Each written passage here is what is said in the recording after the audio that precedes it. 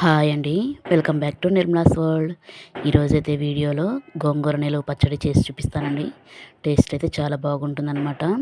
ఇది 6 నెలల వరకు అయితే నిలువ ఉంటుందండి. ఫ్రిడ్జ్లో పెట్టుకుంటే 6 నెలల వరకు ఉంటుంది. బయట ఉంచితే 3 నెలల వరకు నిలువ ఉంటుంది. సో ఈ ఫుల్ వీడియో చూసే ముందు నాదొక చిన్న రిక్వెస్ట్ అండి. కొత్త వాళ్ళు ఎవరైనా ఛానల్ చూస్తుంటే ప్లీజ్ సబ్స్క్రైబ్ చేసుకోండి. అలాగే ఈ వీడియోకి అయితే చిన్న లైక్ చేయండి. మీరు చేసే ఒక్క లైక్ ఈ వీడియోని కొంతమందికి షేర్ అయ్యే అవకాశం ఉంటుంది. సో అందుకని ఇప్పుడు ఫుల్ వీడియో చూసేద్దామా. ముందుగా ఇందుకోసం అయితే ఇలా స్టవ్ ఆన్ చేసి ప్యాన్ పెట్టుకొని ఇందులోకి 1 టేబుల్ స్పూన్ నూనె అయితే వేసుకోవాలండి.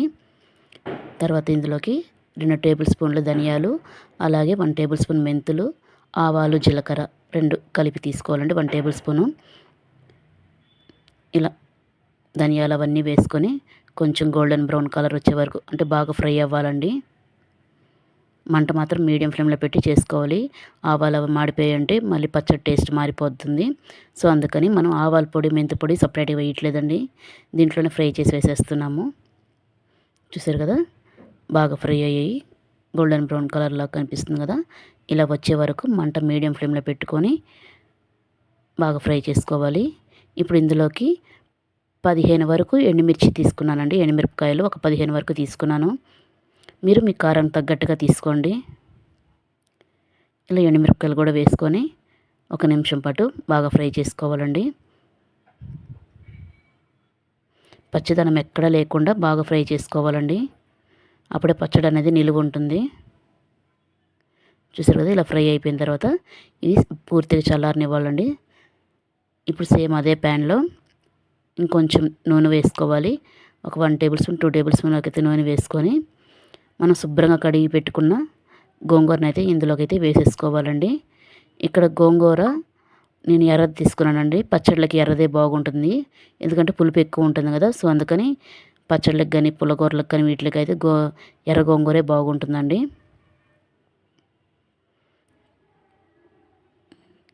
ఇలా గోంగూర మొత్తం వేసేసుకున్న తర్వాత ఇందులోకి అయితే కొంచెం చింతపండు అయితే వేసుకోవాలండి. ఒక్క రవ్వ అయితే సరిపోతుంది, మరి ఎక్కువ కాదండి. గోంగూర ఆల్రెడీ పుల్లగా ఉంటుంది. చింతపండు కూడా కలపడం వల్ల టేస్ట్ అనేది బాగుంటుంది. సో అందుకని ఈ స్టేజ్లోనే మన రుచికి సరిపడే ఉప్పు కూడా వేసేసుకోవాలి. చాలామంది మిక్సీ పట్టేటప్పుడు వేస్తారు కదా, వద్దు అట్లా వేయడం వల్ల ఉప్పులో నెమ్ము ఉంటుంది కదా. సో అందువల్ల పచ్చడి పాడే అవకాశం ఉంటుంది. అందువల్ల ఇప్పుడు ఉడికేటప్పుడే గోంగూరలో కూడా ఉప్పు వేసేసుకొని బాగా మూత పెట్టేసి ఒక 2-3 నిమిషాల వరకు బాగా ఉడకబెట్టుకోవాలండి. చూసారు కదా, ఇలా మధ్య మధ్యలో కలుపుకుంటూ 1 టేబుల్ స్పూన్ పసుపు కూడా వేసుకోవాలి. పసుపు వద్దనుకుని స్కిప్ చేసుకోవచ్చండి, కానీ మంచి కలర్ బాగుంటుంది. సో అందుకని పసుపు అయితే వేసాను. ఇలా పసుపు కూడా వేసుకొని బాగా కలుపుకోవాలండి. మెత్తటి పేస్ట్ వచ్చే వరకు అయితే బాగా కలుపుకోవాలి. వాటర్ అనేది ఎక్కడ ఉండకూడదండి. ఇలా కలుపుకొని మూత పెట్టేసి ఒక 2 నిమిషాలు బాగా మగ్గించుకుందాము.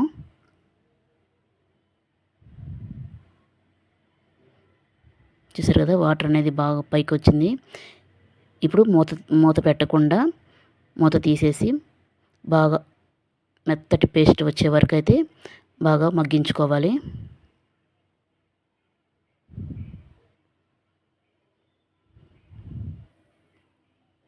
చూసారు కదా, ఇలా వాటర్ అంతా ఇంకిపోయి ఆయిల్ అనేది సపరేట్ అయింది కదా. ఇట్లా వచ్చే వరకు మగ్గించుకుంటే సరిపోతుంది. ఇప్పుడు మిక్సీ జార్ తీసుకొని ఇందులోకి మనం ముందుగా వేయించి పెట్టుకున్నాం కదా ఎండుమిర్చి, అవి వేసేసి కోర్సుగా మిక్సీ పట్టేసుకోవాలి. మరి మెత్తగా కాదండి, కొంచెం కోర్సుగా అంటే పలుకుగా అంటారు కదా, అలా జస్ట్ అలా మిక్సీ పట్టేసుకుంటే సరిపోతుంది. ఈ పచ్చడి అయితే టేస్ట్ అయితే చాలా బాగుంటుందండి. ఎప్పుడైనా నోటికి ఏం తినబుద్ధి కానప్పుడు పుల్లంగా కారంగా తినాలనిపించినప్పుడు ఇలా అప్పటికప్పుడే అయితే వేసుకుని తినచ్చు, నిల్వ చేసి పెట్టుకుంటే. చూసారు కదా, ఇలా కోర్సుగా మిక్సీ పట్టేసుకుంటే సరిపోతుంది. ఇప్పుడు మన గోంగూర కూడా పూర్తిగా చల్లారిపోయిందండి. పూర్తిగా చల్లారిన తర్వాత మాత్రమే మిక్సీ పట్టుకోవాలండి, లేకపోతే పచ్చడి పాడైపోయే అవకాశం ఉంటుంది, బూజు పట్టే అవకాశం ఉంటుంది. సో అందుకని పూర్తిగా చల్లారనివ్వండి. ఇలా పూర్తిగా చల్లారిన తర్వాత మిక్సీ వేసేసుకోవాలి. ఇందులోకి వెల్లుల్లి రెబ్బలు కూడా ఒక 4 వరకు తీసుకున్నాను.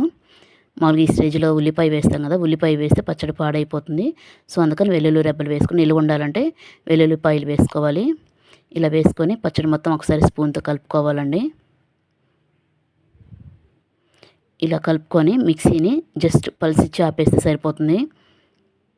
ఒక 2 టైమ్స్ అట్లా పల్సిచ్చి ఆపేస్తే సరిపోతుంది. ఆల్రెడీ మన గోంగూర 80% వరకు మగ్గిపోయింది కదా, బాగా మెత్తగా అయిపోయింది. అందువల్ల మిక్సీకేసి జస్ట్ పల్సిచ్చి ఆపండి సరిపోతుంది. చూసారు కదా, ఇలా అయితే మిక్సీ పట్టేసుకోవాలండి.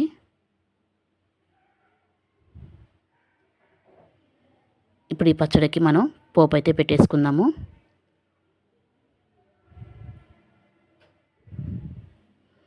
ఇప్పుడు సేమ్ అదే ప్యాన్ తీసుకొని అందులోకి పోపుకి సరిపడా నూనె అయితే వేసుకోవాలి.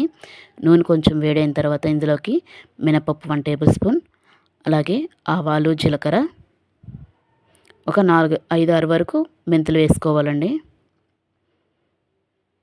అలాగే ఒక 3 ఎండుమిర్చి వరకు సగానికి కట్ చేసి వేసుకోవాలి. అలాగే ఇంకో 4 వరకు వెల్లుల్లి రెబ్బలు కూడా వేసుకోవాలి. ఈ పోపు మొత్తం బాగా గోల్డెన్ బ్రౌన్ కలర్ వచ్చే వరకు బాగా పప్పులన్నీ బాగా ఫ్రై అయ్యే వరకు వేయించుకోవాలండి, వేగనివ్వాలి పోపునంతా. ఇందులోకి కొంచెం ఇంగువ కూడా వేసుకోవాలి. నిలవ పచ్చడి కదా, అందులో గోంగూరలో ఇంగువ వేయడం వల్ల టేస్ట్ అనేది చాలా బాగుంటుంది, స్మెల్ కూడా చాలా బాగా వస్తుంది అనమాట. చూసారు కదా, మన పోపు అయితే ఇలా వేగిపోయింది. ఇప్పుడు ఇందులోకి ఫ్రెష్గా ఉండే కరివేపాకు వేసుకోవాలి. కరివేపాకు ఫ్రెష్గా ఉండేటట్టు చూసుకోండి, అప్పుడే స్మెల్ బాగుంటుంది, అరోమా అనేది బాగా వస్తుందని పోపు పెట్టేటప్పుడు. ఇలా పోపు మొత్తం వేగిన తర్వాత ఇందులోకి మనం మిక్సీ పట్టుకున్న గోంగూర అయితే వేసేసుకోవాలి. ఇలా గోంగూర వేసేసుకొని ఇప్పుడు ఆయిల్లో మొత్తం ఆ నూనెలో మొత్తం కలిసేటట్టు బాగా కలుపుకోవాలి.